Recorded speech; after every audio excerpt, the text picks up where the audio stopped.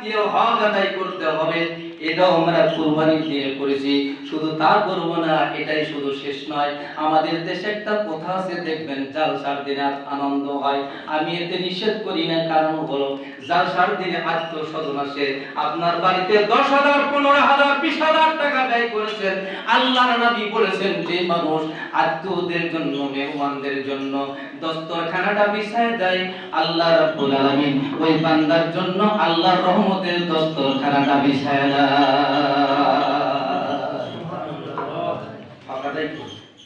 আত্মস্বজনকে সালাম দিবেন, পারলে 10 টাকা 5 টাকা দিলে পারলেন দিবেন, না পারলে না দিবেন, কিন্তু সালাম দিবেন তো।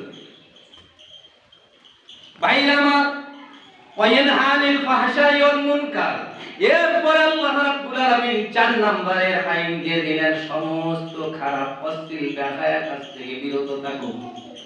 আল্লাহ যত অন্যায় কাজ আছে সব থেকে বিরত থাকো।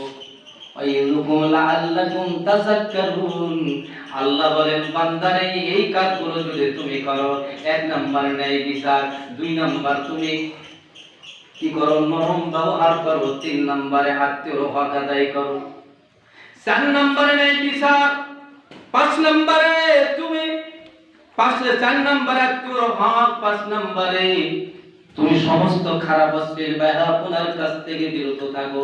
আজকে মুসলমানকে বিরত রাখা গেল না, কেননা প্রতিশোরে সব চললো, বয়স হয়ে গেছে, চামড়া মুছ হয়ে গেছে, কিন্তু রাত্রি 12টার পরে শো দেখা মুসলমান বন্ধ করে নাই। তোমার বাড়িতে যে সুন্দরী বউ আছে, তার চেয়ে করে সুন্দরী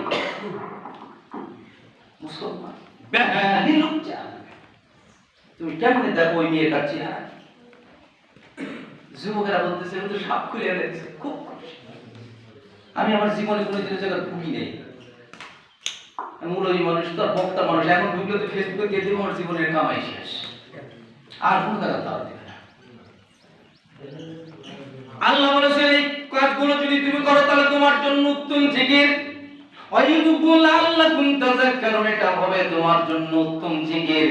আমি আর আপনি মুসলমান, আমি পায়ে ধরে বলতে চাই মুসলমান, কেননা আলোচনা এত লম্বা গভীর করার প্রয়োজন নাই।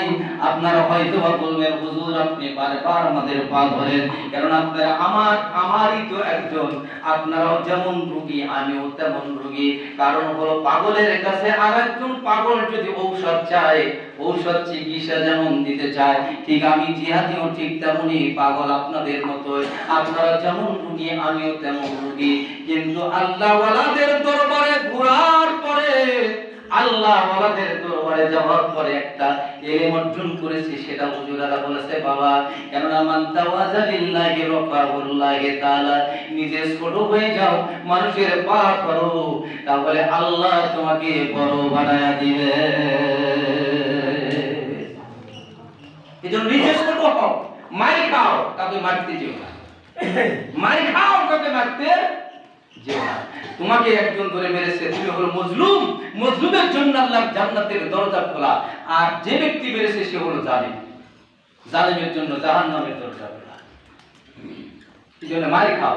আগেকার মুরব্বীরা বলতো যে বাবা মারো না, মার খাও, তাহলে জিতে যাবে, মারো না, মার খাও, তাহলে তুমি জিতে যাবে। কিন্তু মুরব্বীদের কথা কিন্তু এখন তো আর দাম নাই, এখন তো মুরব্বীদের বিচার সাজিয়ে পুরো টাকা দিয়ে দাম নাই। বাপে যদি বিচার করে বেটায় সানি মারে, কয় জানে কি বাপ, বাপের তো বেশ নষ্ট হয়ে গেছে। বাপ যে ছোট জীবন থেকে রাজনীতি, অত অর্থের রাজনীতির সঙ্গে সংযুক্ত, এখন বেটা হয়ে গেছে বড় নেতা, ভাই বাপে কি জানে? আরে বাপ যে জীবন শেষ করে দিল, বাপে যে কত পিটন খেলো, বাপে যে কত ধারণ খেলো, তাও বেটা কয় না না বাপে কি জানে, আমি যাদের সেটি সব জায়গাতেই ওইভাবে হুজুর আপনাদের আমাদের অবস্থান।